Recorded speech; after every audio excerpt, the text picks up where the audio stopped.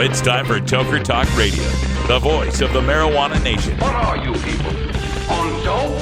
Where you can toke. I inhale frequently.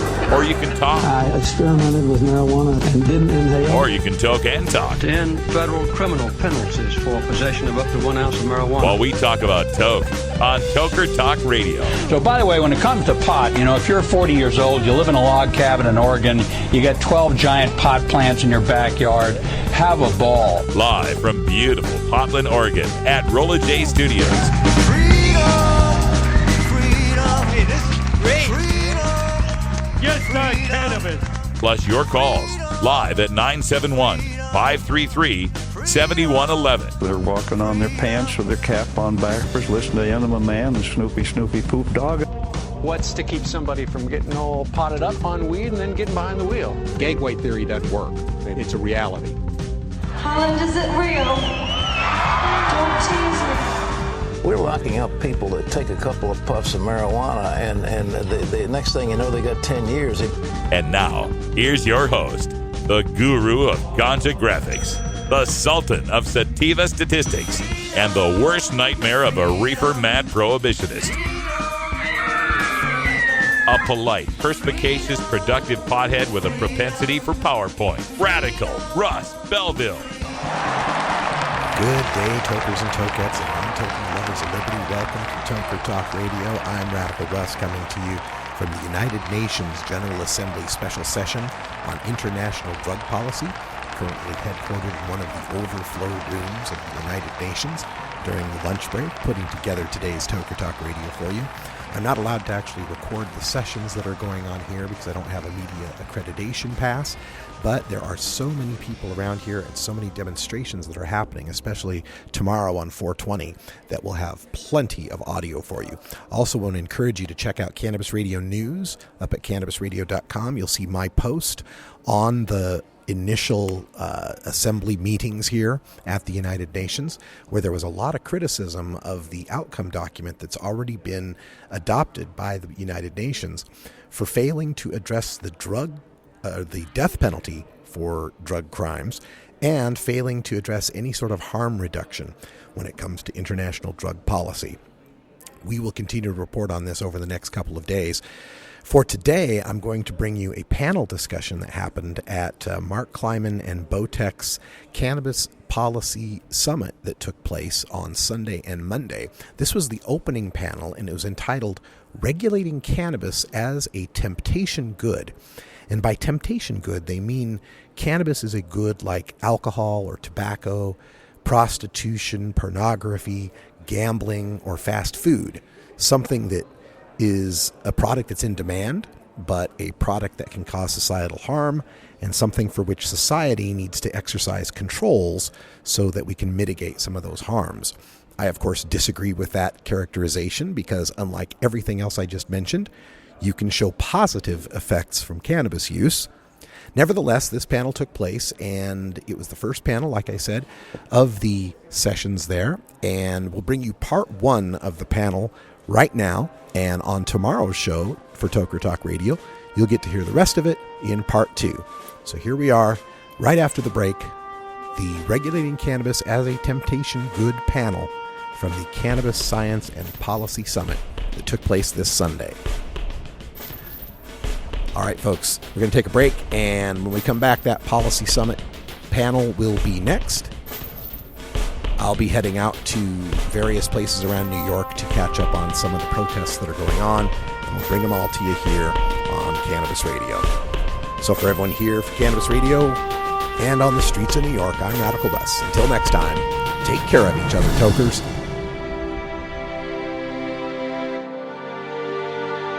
This is the Russ Belville Show on CannabisRadio.com.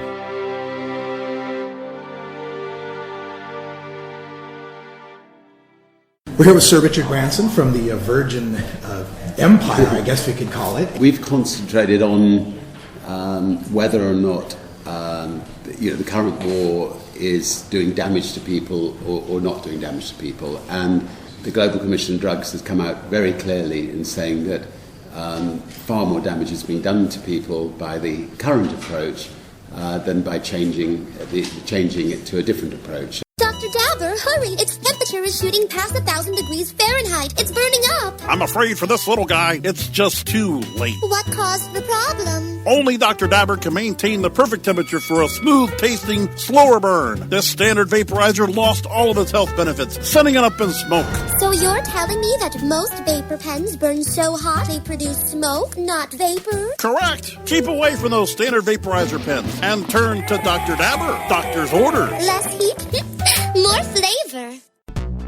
When you are starting up a medical cannabis business, you want a fired-up lawyer who understands the needs of cannabis consumers. The law office of Lauren Vasquez is your fired-up lawyer for the cannabis industry. Visit her website, fireduplawyer.com, or call 1-855-MMJ-LAWS for more information. That's 855-665-5297 for Lauren Vasquez, your fired-up lawyer, or email fireduplawyer@gmail.com.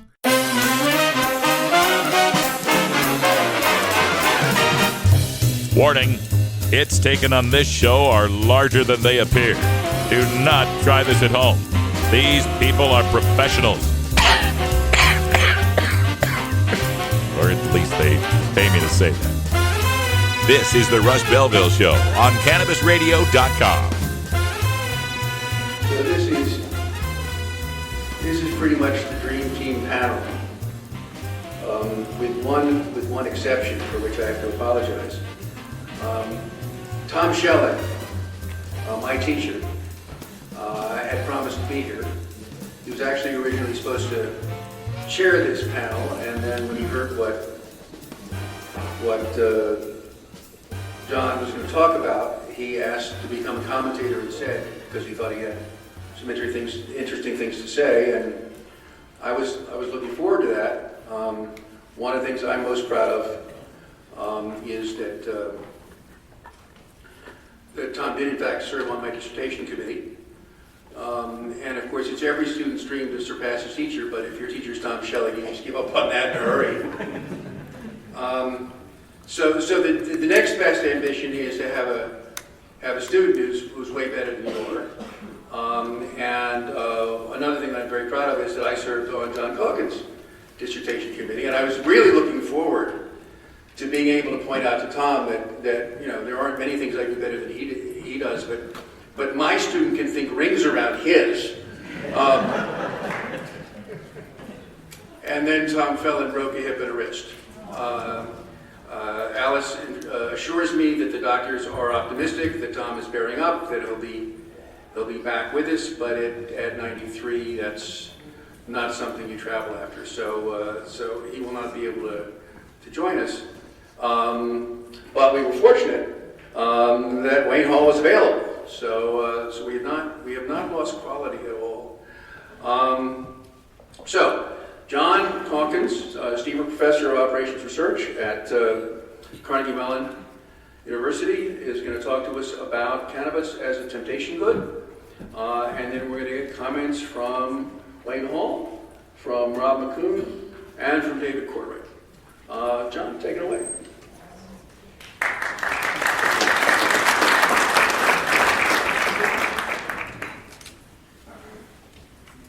So I trust the slides will come up at some point.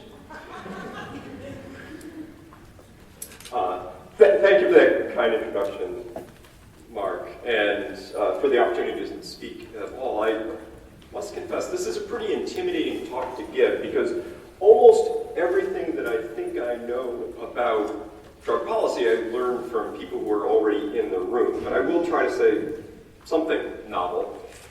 But I'm not going to talk about whether we should legalize drugs, and I'm not going to talk about how legalization to date has turned out for reasons that will become clear, I think.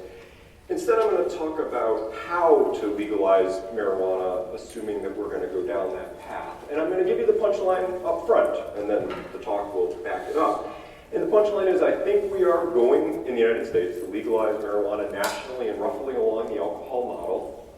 And I think there's a very good chance that 25 years, 40 years from now, the public health community, and indeed a big chunk of the public in general, is going to look back at those of us living in 2016, shake their heads and ask, what were you thinking?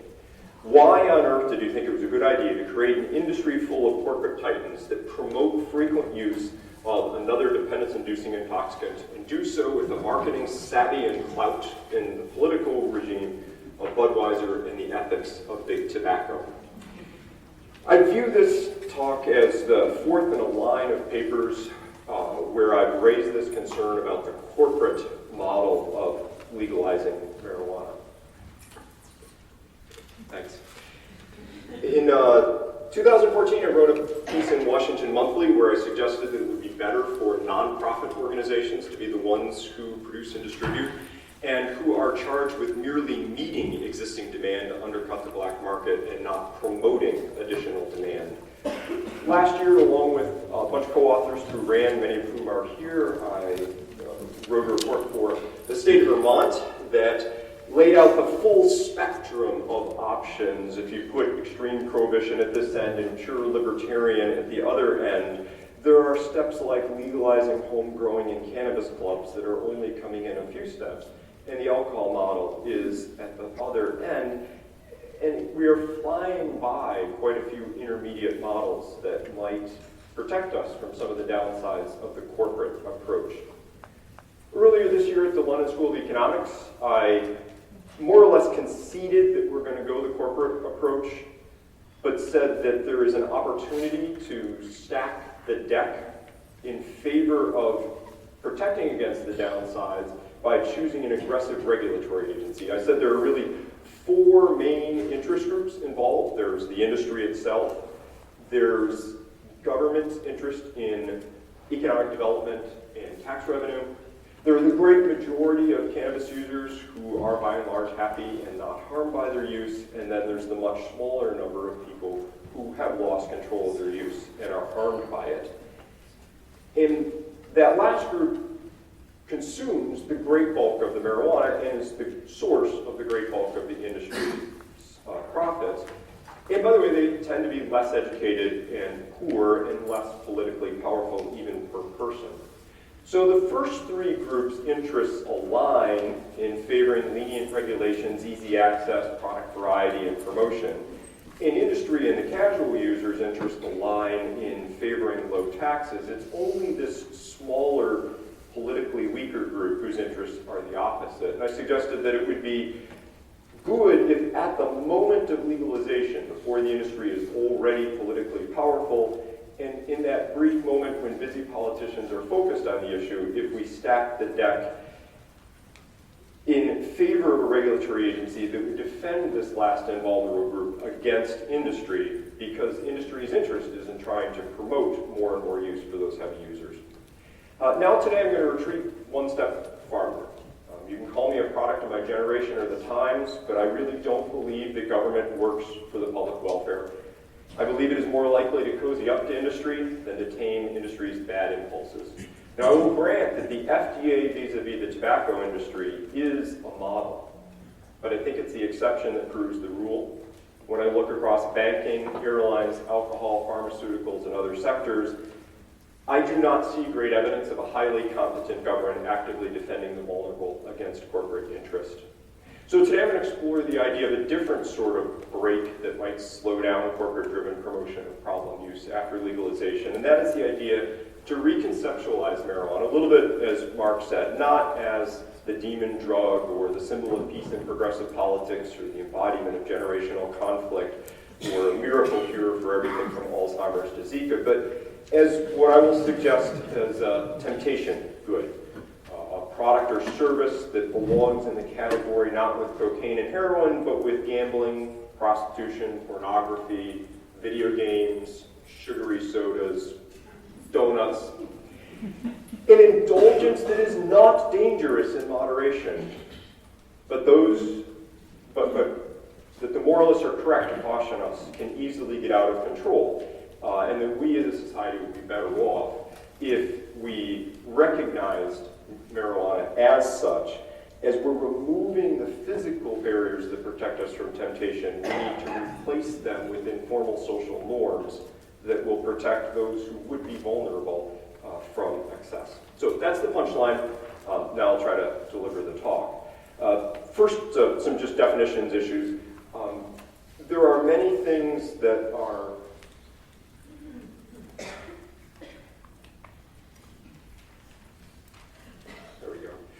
there are many things that are wrapped up in conversations about legalization that are not legalization, things like eliminating mandatory minimum sentences. I'm not going to talk about that. They're not legalization. There are also, as I mentioned, many kinds of legalization. There we go. I guess that sounds so good.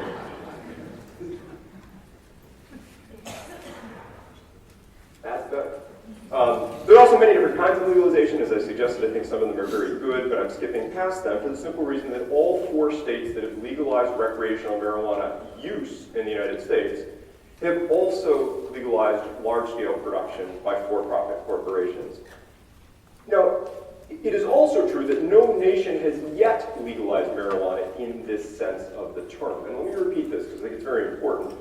Legalization for non-medical use in the United States today is about allowing large-scale production and promotion by for-profit corporations. We're headed in that direction, but neither the United States nor any other country has gotten there yet. Uruguay so far has only deployed home growing in cannabis clubs. Those are sort of old hat in compared to places like Spain. Even what they will start to do in the summer, which will be large scale, is still under government control. So we're talking about, or I'm talking today about something that has not happened yet, but I think it is going to happen, and I'm going to try to justify that with some maps, because I've learned that you can't give a talk about marijuana legalization without maps. This is the industry's map. It shows that there are just a handful of holdout states in red, red being the universal color of danger.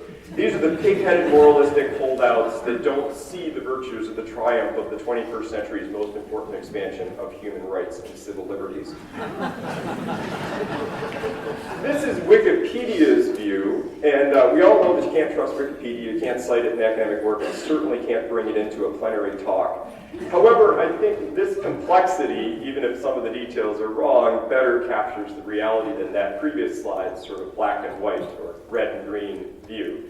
If I look just at medical, this map splits out CBD medical from THC medical, and you see that a big chunk of the country that is no longer red, supposedly, has legalized CBD. But CBD is not intoxicating, not dependence-inducing, and it's not even prohibited. If you do a word search on the Controlled Substances Act, it does not exist there. Even within these regimes, there's variety, though. In Georgia and Virginia's CBD-only laws do allow up to 5% THC, not just the 0.5% of the other states. And it's worth noting that 5% is higher than the average THC of all the cannabis the government seized up through 2000. And on the THC medical marijuana states, there's also enormous variety out there. Minnesota's is not like California's.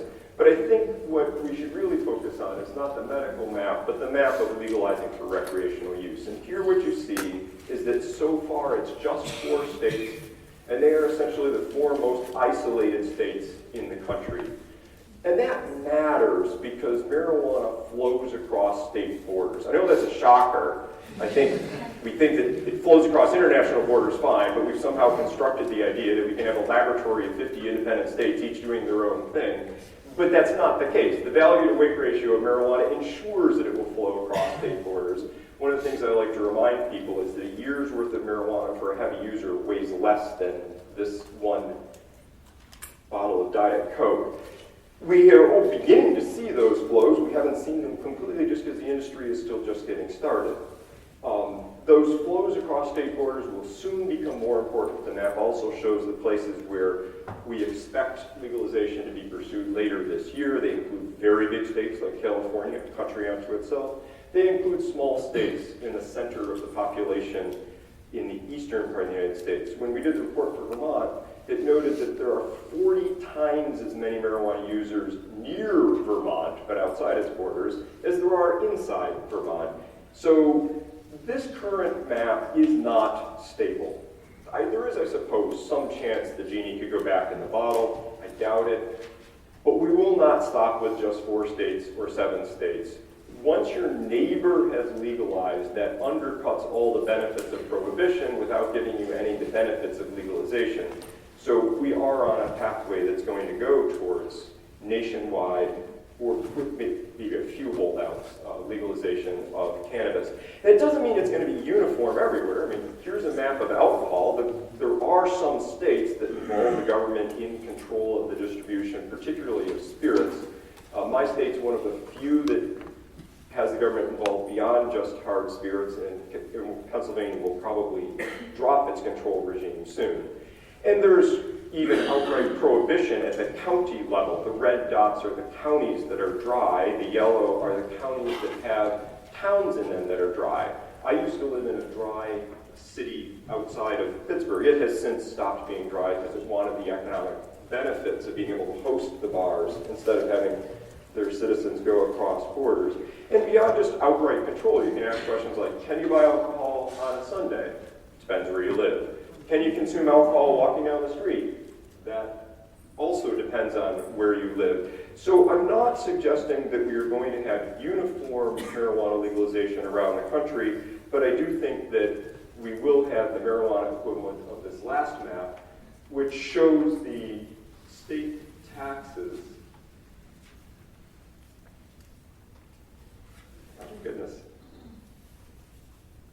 There we go. That's the state taxes on beer. And the first point is that every single state has a tax on beer, because in every single state, anybody over the age of 21 can buy beer, and basically anybody over the age of 16 can get it, even though they can't buy it directly. And the second point is that Tennessee really stands out here for having by far the highest tax at 66 cents a six-pack. 11 cents a can, and the vast majority of the country has much lower taxes than that, and this is, I think, where we're going with marijuana. Nationwide, there will be variation on things like whether you can have dabs and regulations over edibles, but everywhere there will be availability for purchase by people 21 and over at low prices, basic marijuana. So if that's where we're headed in terms of policy, then the next question is, what does that imply in terms of marijuana use, abuse independence, tax revenues, job creation, and so on? What will the world look like when there's a Budweiser for marijuana buds? And Peter Reuter and Robert Kuhn tried to answer that question some time ago with their wonderful book, Drug War Heresies, but in 2001, they only had one data point of legalization to work with, and that was the Dutch coffee shop regime. So at that point, learning from other times, places, and vices left them, understandably, fairly agnostic as to what would happen if our country moved all the way across the horizontal axis to full legalization. It's hard to draw a regression line through just one point. Now today we have many more data points, so there is some optimism that we ought to be able to project the consequences of full legalization better, but I think this is the picture of where we are today. Yes, there are more data points, but they are still clustered at the left-hand side where it's essentially close to full prohibition. No nation has legalized nationwide alcohol model yet, and that federal prohibition matters. You'll hear a lot in the next couple days about things like tax implications of 280E, lack of access to banking services, but more fundamentally, big tobacco companies and the big alcohol companies do not get into this industry yet because it is still federally banned. For that matter, honest-to-goodness black dirt Iowa farmers are not out there competing in this industry yet, but they will. And even after national legalization, it will take decades, not just 2 years, to see the full effect. So I think we should think about national legalization as like a radical technological innovation that drives down the production cost and also other aspects of the industry. But on the production costs, this is what's happening with prices in Washington State. Market declines. Even after it seems like it's somewhat plateauing, those are still declines of 25% per year. And if you try to build models of what the industry's cost structure will look like under different regimes, you get pictures that look like this. On the far left is the farm gate price under full prohibition of a pound of high-quality marijuana. The next 3 bars are the situation just before Colorado and Washington legalized, the sort of gray nebulous medical marijuana regime. There's a bar out there for medical marijuana in the Netherlands, fully legal but does not achieve economies of scale and is highly regulated. And as you move further across, it's what you can anticipate the production cost structure to look like after national legalization, when it's just going to be farmed the same way that tomatoes and cucumbers are. But the legalization is going to be impactful not only on production costs, it's also going to affect industry structure, size of firms, their operating practices. So to appreciate that, I want you to think for a minute about how well you could have predicted the impact of aviation on American society in 1905, 2 years after Orville and Wilbur Wright's flight. Remember, 2 years after the stores opened in Colorado and Washington? Or how well could you have predicted the information revolution in 1956, 2 years after the invention of the silicon transistor? Now you might say those are really true technological innovations. That's not a fair comparison, but a closer comparison might be the invention of machine-rolled cigarettes in the late 19th century. Cigarettes had been around for a long time before that, but the industry really took off when the machine rolling radically reduced the labor necessary to create a cigarette, and consumption grew spectacularly after that. But you could say some of that wasn't directly the result of the machine-rolled cigarettes. In the 1920s and 1930s, the great big tobacco companies, in search of greater profits, aggressively marketed to women who had not at that point become a large market for cigarettes. And I would say, yeah, that's right, it's not directly the result of the invention of the machine-rolled cigarette, but it is indirectly the result of it. Why were the corporations out there trying to create new markets? Because that's what for-profit corporations do. Why were there big for-profit corporations? Because machine rolling created economies of scale. It led to bigger firms. And as production costs went down, the key to success became more about marketing, not just production. And there are many industries that you can do this. I lived for a while in the Middle East. Life in deserts has been radically transformed by reverse osmosis desalination. The old thermal approach to desalination was very expensive. The curve in the upper left shows the decline in the cost of desalination. The curve on the right shows the increase in the use of it. Another comparison might be deregulation of the railroad industry. And these graphs are on different time scales, but I tried to line them up so that just past halfway is the moment of deregulation of railroads. The bottom graph shows the amount of railroad freight, and it was basically flat throughout the whole post-World War II period until deregulation. Top graph shows how that cut prices and led also to an increase in use. Same kind of story for wind power generation. This is a combination of technological innovations, not just one, but it shows the same pattern of big increases in use. So I think that we should expect that legalization will greatly increase use. I don't know how much. In fact, with some people in this room, have written papers that said, we cannot know how much, but for purpose of this talk, let's just suppose it's a doubling. And a doubling is not crazy. Consumption of marijuana in the United States has already doubled between 2004 and 2014 during the period of liberalizing medical use. So a further doubling seems entirely plausible. What does that mean? Well, it depends on where we are today. And this is the 5-line derivation of the cannabis market in the United States. Along with Rand colleagues, we managed to write 400-page reports that basically find the same thing. Americans willingly self-report 328 million past month days of use in household surveys.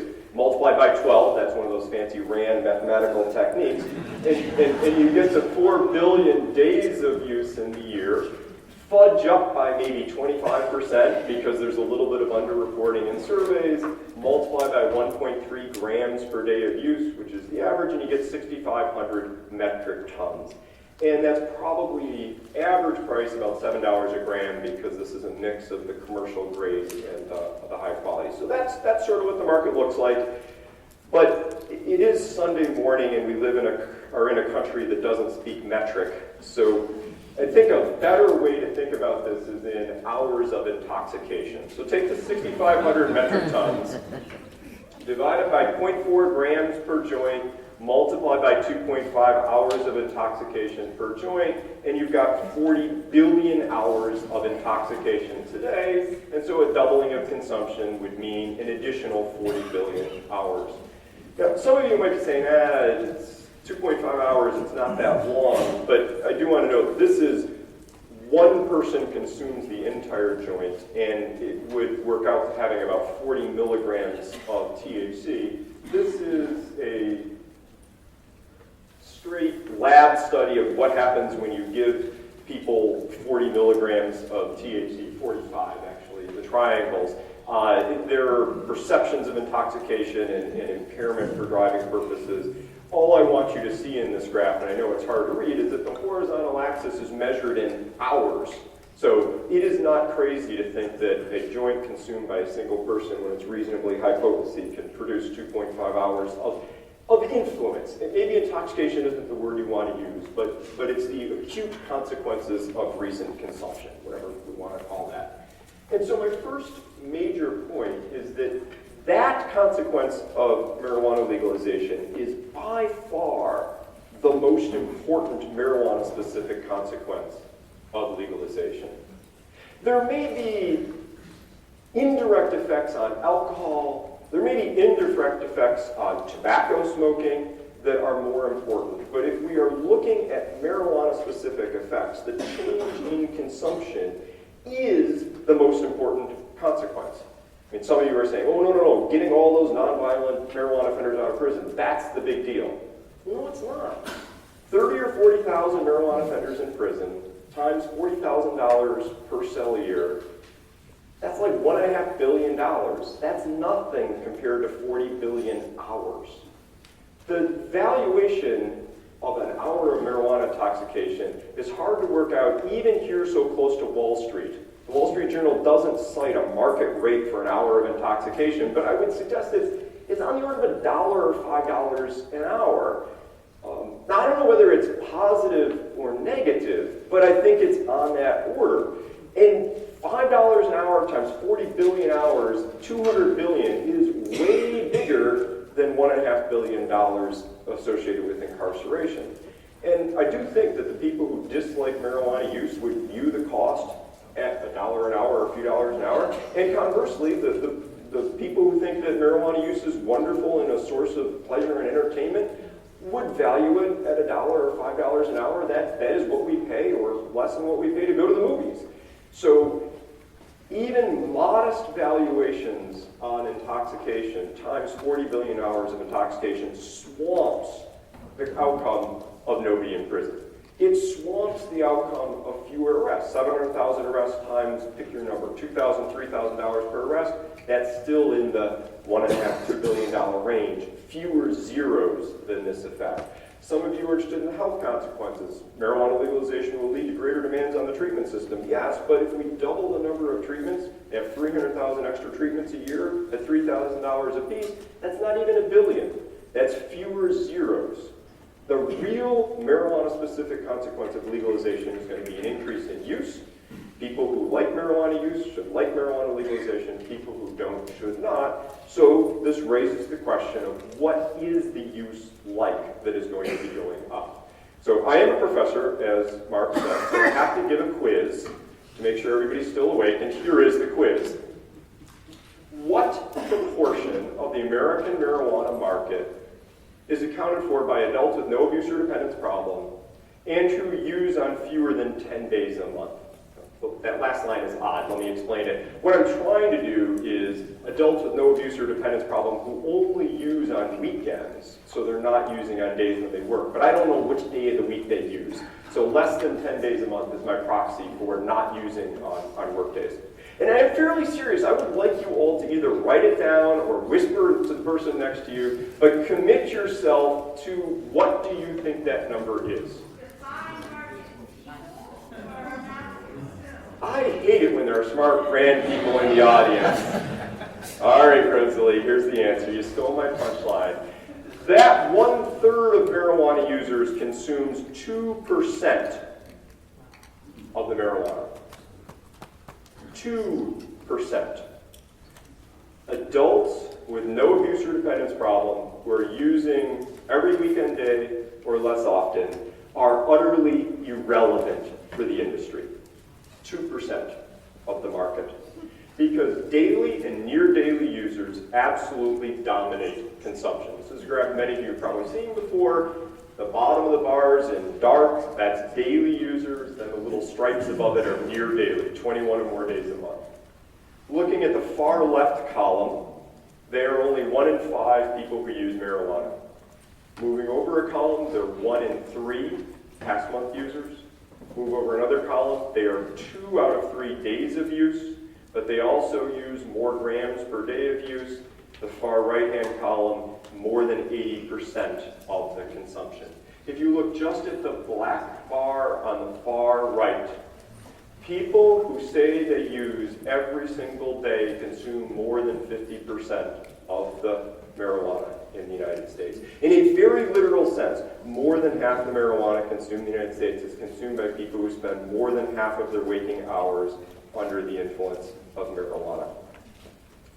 And that is because of a spectacular increase in daily and near daily use. It has grown by a factor of 8 over the last generation. Back in 1992, alcohol utterly dominated marijuana. Top line alcohol, bottom line marijuana. In 1992, there were fully 10 times as many daily or near daily alcohol users as marijuana users in the United States. But the pattern of marijuana use has changed. It's gone from being like alcohol, 1 in 10 used daily or near daily, to now nearly 40%. It's moving to being used more like tobacco. Now the ratio of alcohol to marijuana daily and near daily use has fallen below 2 to 1. So one way to get your head around what the market is like is half of it is by people who have an abuse or dependence problem or who have been in treatment in the past on something. So this includes alcoholics' use of marijuana. And the other half is adults who don't report enough problems in surveys to qualify for DSM-IV definitions of abuse or dependence. The kids who are not daily users are not a big part of the story. And if we slice this more finely to factor in the frequency of use, then that left-hand half splits out like this. Only that very thin wedge at the top are those less than 10-day-a-month adult users. The great bulk of the wedge that's not abuse or dependence is daily or near daily use. So as we look forward to this increase of 40 billion or so hours of additional intoxication, we really have to think hard about that last piece. Presumably, most of us would agree that the right-hand half is not bringing joy and happiness. When people with a medically diagnosable abuse and dependence problem are using more intoxicants, it's not usually seen as a triumph. The left-hand side, what about the people who use daily or near daily but say they have no problems? What we hope is that they're going to be like the caffeine consumers in this comic. The guy says, I usually start my day with 2 cups of espresso, 4 cans of Red Bull, and a jolt of Coke.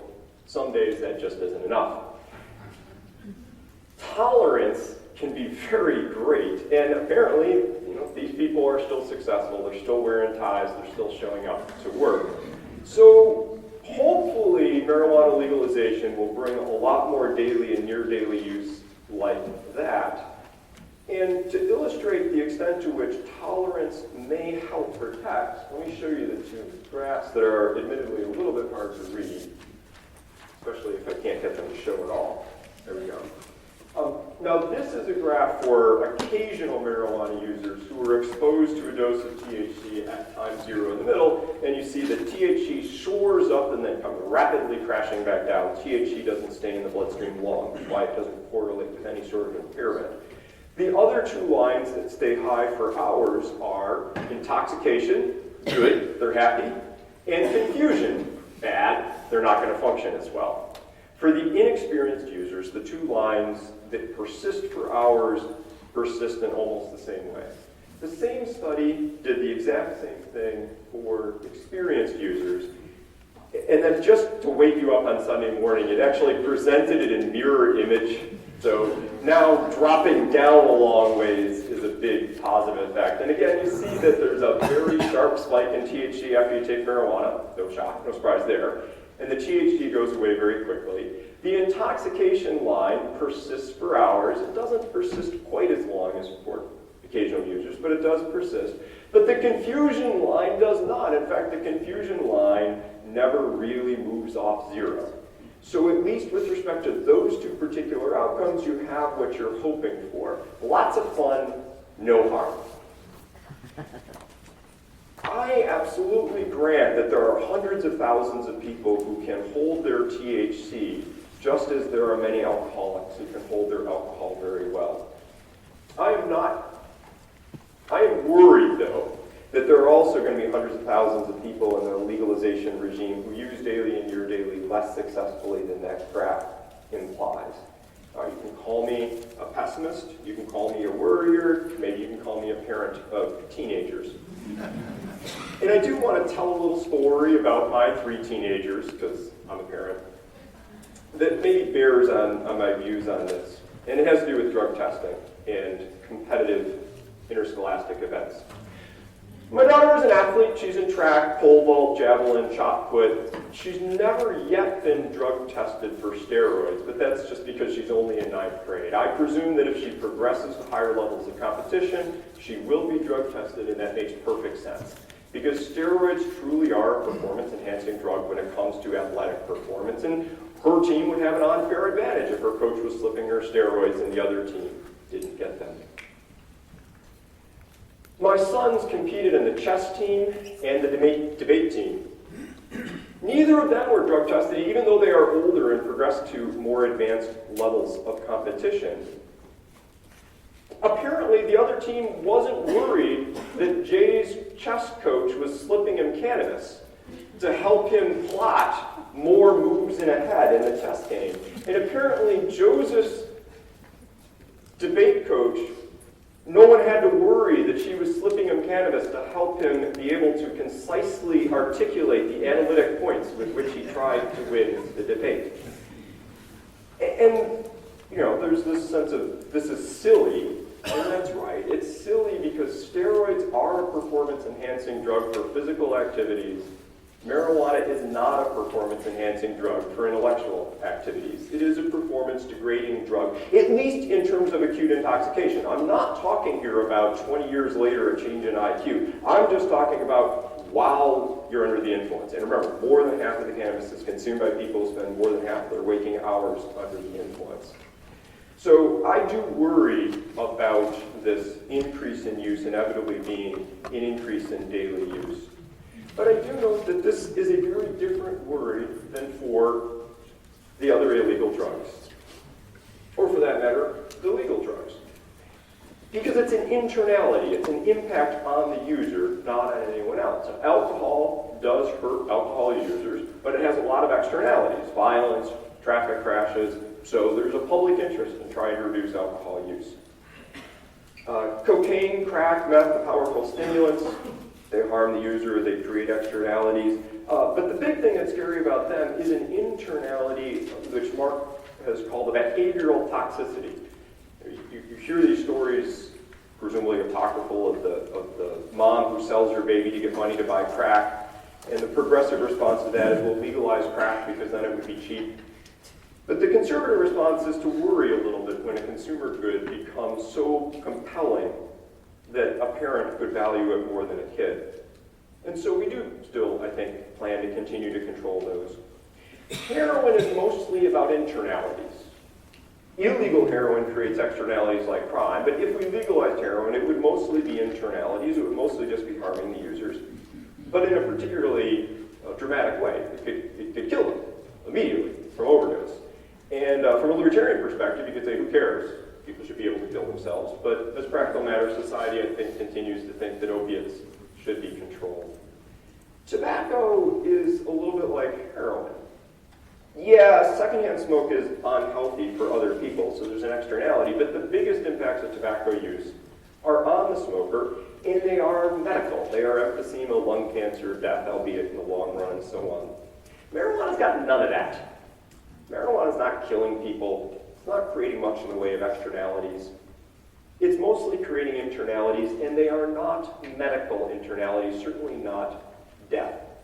So even if illegal marijuana has traditionally been put on this slide and compared to those things, what I'm suggesting today is that legal marijuana needs instead to be thought of on this slide with these things that I call temptation goods, some of which are morally laden, prostitution, gambling, and lottery tickets, and I think marijuana will continue to be morally loaded for another 15 years. Some are just time sinks, like video games.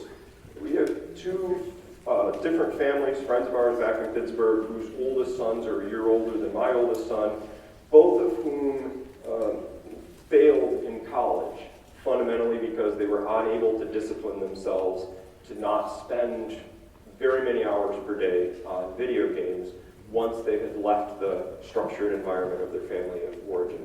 And reality TV maybe is in there. Or we could compare it to consumables, because you are consume it. So this is where soda, relevant in New York since they tried the soda tax here, donuts, death by chocolate cake. So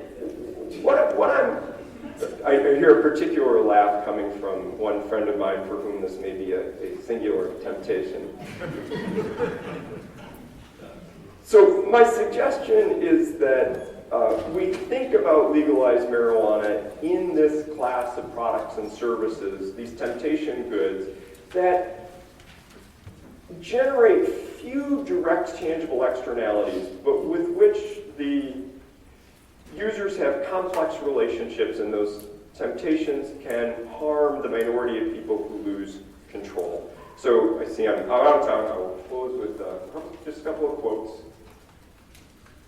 Mae West said, "I generally avoid temptation unless I can't resist it." And there's an ancient wisdom, it's easier to avoid temptation than to resist it. By deciding to legalize corporate-produced cannabis, we are throwing out that old wisdom of protecting ourselves from being surrounded by temptation. The children of today are going to go through their adolescence and young adulthood living in worlds where marijuana is cheap, ubiquitous, and heavily marketed. We've taken away the avoid temptation strategy, and I am suggesting that it is our obligation to construct informal social norms to take the place of those formal social controls that are being removed, to try to protect them, the minority of them that might lose control. Most people can occasionally have death by chocolate cake without a problem, but obesity is a real issue in this country. Most people are very happy with their cannabis use, but I think there will be a substantial number of people who are going to be harmed by this corporate commercialized regime that we are creating. Thank you.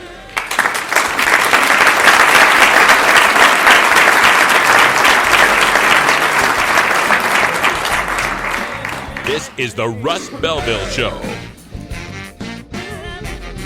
The Russ Belville Show is blogging and podcasting daily at radicalruss.com.